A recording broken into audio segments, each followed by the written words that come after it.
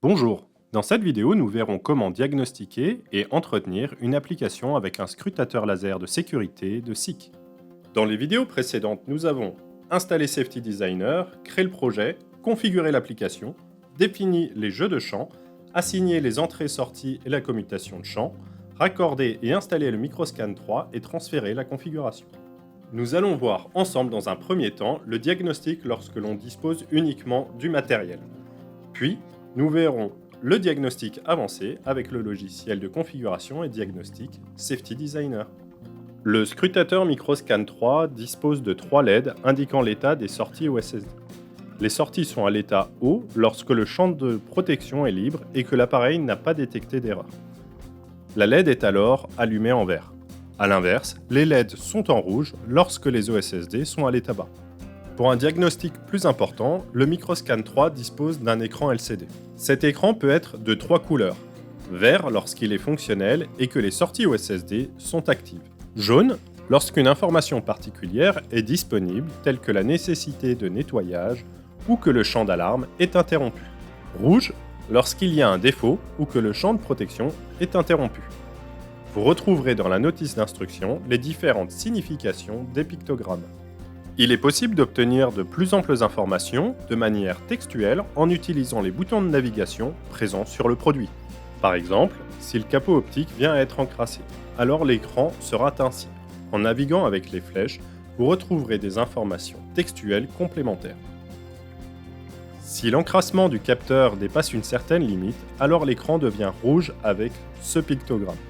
Il est alors nécessaire de nettoyer le capot optique à l'aide d'un chiffon optique propre afin de ne pas rayer le capot. Il est possible d'utiliser également un produit antistatique afin de limiter l'encrassement futur. Maintenant, passons au diagnostic avec le logiciel. Pour cela, branchez le câble de configuration entre le scrutateur et votre ordinateur. Lancez Safety Designer et connectez-vous. Allez dans la partie Diagnostic. Vous arrivez sur l'enregistreur de données. Vous avez une vue en direct de ce que voit le scrutateur vu de dessus. Si par exemple un opérateur rentre dans le champ ou en sort, vous verrez évoluer les données en bleu correspondant à la détection du scrutateur des contours environnants. En dessous de la vue en direct, on retrouve des chronogrammes des diverses entrées et sorties du scrutateur laser de sécurité. Lorsqu'il est nécessaire de faire un diagnostic à distance, il est possible d'effectuer un enregistrement en utilisant le bouton ci-dessus, puis de faire sa lecture sous l'onglet Lecture. Sous l'onglet Historique des événements, on retrouve la liste des déclenchements qui ont eu lieu sur le scrutateur.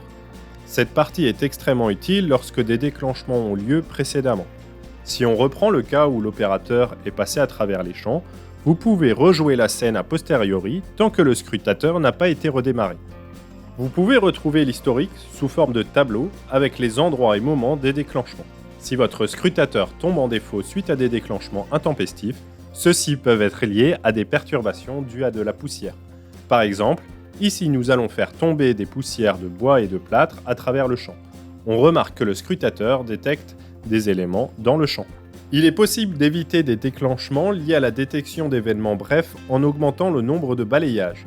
Attention, ce type d'action aura un impact sur le temps de réponse du capteur et donc sur la distance minimale de sécurité. Afin de déterminer quelle valeur semble optimale, il existe un outil permettant de savoir sur l'ensemble des déclenchements ayant eu lieu le temps d'interruption moyen en nombre de balayages par événement. Ici, on constate que de nombreux déclenchements durent moins de 8 balayages. Faisons la modification du nombre de balayages et retransférons. On constate alors que le nombre de déclenchements intempestifs est limité. Lorsque le scrutateur tombe en défaut et qu'un technicien ne peut pas relever les défauts en cours, il est possible d'accéder à un historique des messages avec les 100 dernières erreurs. Avec ces divers outils, vous êtes armé pour comprendre et optimiser votre application afin de garantir une meilleure productivité de vos installations.